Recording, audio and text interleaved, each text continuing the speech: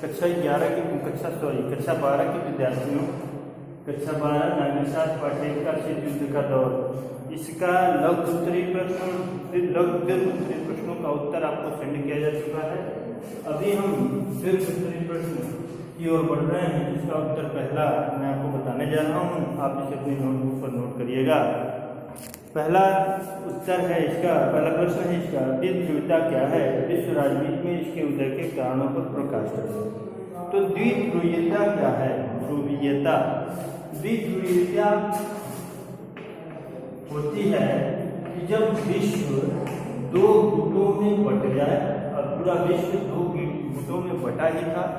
पहले गुट में पूंजीवादी देश अमेरिका और अन्य उसके सहयोगी देश थे, और दूसरे गुट में साम्यवादी देश रूस और अन्य लोग सम्मिलित थे। तो इसी जब पूरे विश्व का दो ध्रुवों में बंटवारा हो गया, तो उसी को द्विध्रुवीयता कहा जाने लगा। यह एक विश्व के लिए यह द्विध्रुवीयता की स्थिति एक चैलेंज थी, एक चुनौती थी। इस चुनौती से निकलने का या इस सोवियत संगठन के विघटन के बाद ही इसका पटाक्षेप हुआ। होता क्या है कि द्वितीय विश्व युद्ध के बाद 1945 से 1991 तक की विश्व व्यवस्था को द्विध्रुवीय व्यवस्था कहा जाता है। द्विध्रुवीय व्यवस्था ऐसी व्यवस्था है जिसमें विश्व स्तर पर दो महाशक्तियों का अस्तित्व होता है, यानी दो महाशक्तियां आपस में बट जाती हैं तथा दोनों महाशक्तियां विश्व स्तर पर अपना प्रभाव बढ़ाने के लिए निरंतर प्रयासरत रहती हैं। और प्रयासरत रहने वाली प्रथम महाशक्ति थी अमेरिका तथा दूसरी महाशक्ति थी सोवियत संघ।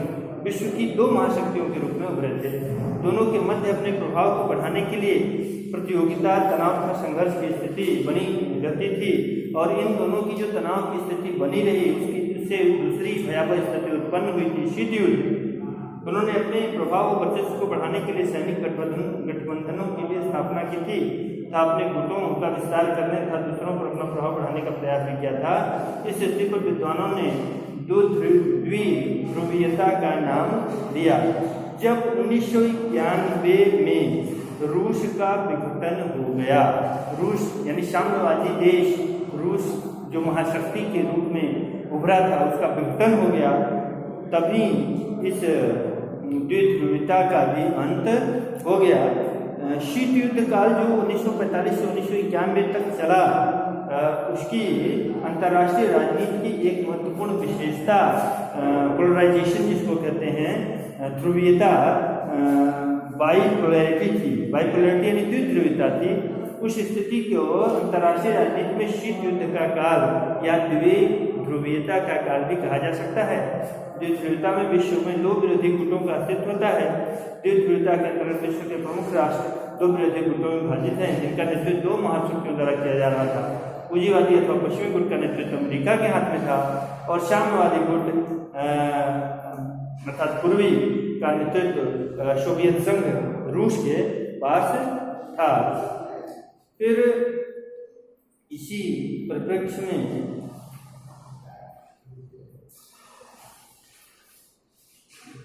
शीत द्विध्रुवीयता का प्रभाव विश्व की राजनीति पर बड़ा ही दुष्कर साबित हुआ। विश्व के कुछ ऐसे भी देश रहे जिन्होंने इन दोनों, न साम्यवादी न पूंजीवादी, दोनों की सहभागिता, दोनों के साथ सहभागिता नहीं करते हुए एक अलग आंदोलन, एक अलग मूवमेंट की शुरुआत की, जिसे गुप्त निरपेक्ष आंदोलन कहा गया। जो वो उन दोनों के प्रति तटस्थ रहा, उसने इन युद्धों में या शीत युद्ध के दायरे को कम करने का पूरी तरह से प्रयास किया। इसका दूसरा प्रश्न है, उत्तर 2, इसका दूसरा प्रश्न है कि शीत युद्ध से आप क्या समझते हैं? विश्व युद्ध के बाद इसके उदय और विकास के कारणों पर प्रकाश डालिए। शीत युद्ध क्या है? इसके उदय या इसके कारणों पर प्रकाश डालने की क्या जरूरत पड़ी? तो होता क्या है कि शीत युद्ध का अर्थ, शीत युद्ध है क्या? शीत युद्ध जिसे हम कोल्ड वार कहते हैं, कोल्ड वार।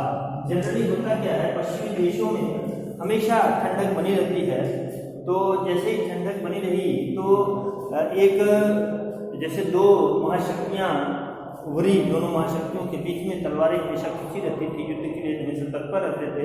इसी दशा का अवलोकन करते हुए शीत युद्ध का नाम दिया गया। तो शीत युद्ध का अर्थ एक ऐसी स्थिति है जिसमें राष्ट्रों उनके गुटों के मध्य घृणा व अविश्वास का वातावरण होता है तथा वे एक दूसरे को प्रचार तथा अन्य माध्यमों से नीचा दिखाने का प्रयास करते हैं। यह शस्त्रों से लड़ा जाने वाला युद्ध न होकर राष्ट्रों व उनके गुटों के मध्य मतभेदों की तनावपूर्ण अभिव्यक्ति है। दोनों के बीच, दोनों महाशक्तियों के बीच हमेशा तनाव बना रहा। यही स्थिति शीत युद्ध के नाम से रही। भारतीय विद्वान मोहन सुंदर राजन के अनुसार शीत युद्ध दो गुटों के मध्य शक्ति संघर्ष, विचारधाराओं के संघर्ष, शक्ति का संघर्ष, विचारधाराओं का संघर्ष, जीवन शैली तथा राष्ट्रीय हितों के संघर्ष की राजनीति का मिश्रित रूप है। सबसे पहले अमेरिका के विद्वान बर्नार्ड एम बरूच ने 1947 में शीत युद्ध शब्द का प्रयोग किया था। अब शीत युद्ध का उदय क्यों हुआ? द्वितीय विश्व युद्ध के बाद विश्व की राजनीति की व्याख्या शीत युद्ध के आधार पर की जाती है। शीत युद्ध का काल 1945 से 1991 तक सामान्यतः माना जाता है, क्योंकि साम्यवादी देश रूस का 1991 में विघटन हो गया, तभी से माना जाता है कि शीत युद्ध का भी अंत हो गया। सोवियत संघ के विघटन को शीत युद्ध के अंत के रूप में माना जाता है, क्योंकि शीत युद्ध के दो गुटों अमेरिका तथा सोवियत संघ गुट के बीच का संघर्ष था।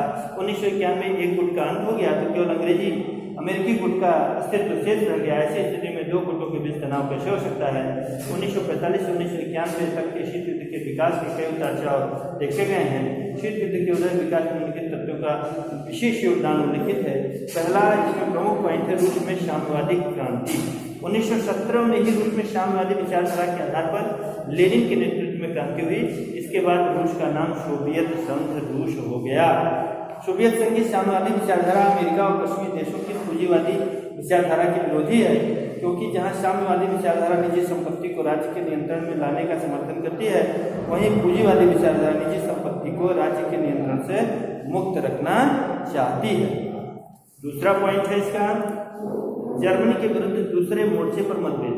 द्वितीय विश्व युद्ध के समय सोवियत संघ और पश्चिमी देश जर्मनी के विरुद्ध एक साथ युद्ध लड़ रहे थे। जब जर्मनी ने सोवियत संघ के विरुद्ध आक्रमण किया तो सोवियत संघ ने अमेरिका व पश्चिमी देशों से हिटलर के विरुद्ध दूसरा मोर्चा खोलने का अनुरोध किया, लेकिन अमेरिका तथा पश्चिमी देशों ने दूसरा मोर्चा खोलने में जानबूझकर देरी कर दी, जिससे सोवियत संघ को अकेले ही जर्मन आक्रमण का सामना करना पड़ा। इससे पश्चिमी तथा सोवियत संघ के बीच मतभेद बढ़ गया, जो युद्ध की समाप्ति के बाद शीत युद्ध के रूप में सामने आया। तीसरा पॉइंट है अमेरिका द्वारा परमाणु बम का आविष्कार। अमेरिका ने 1945 में परमाणु बम का आविष्कार कर लिया और जिसकी जानकारी उसने सोवियत संघ को नहीं दी, और सोवियत रूस इसे विश्वासघात मानता था, क्योंकि अमेरिका व सोवियत संघ युद्ध में एक साथ थे।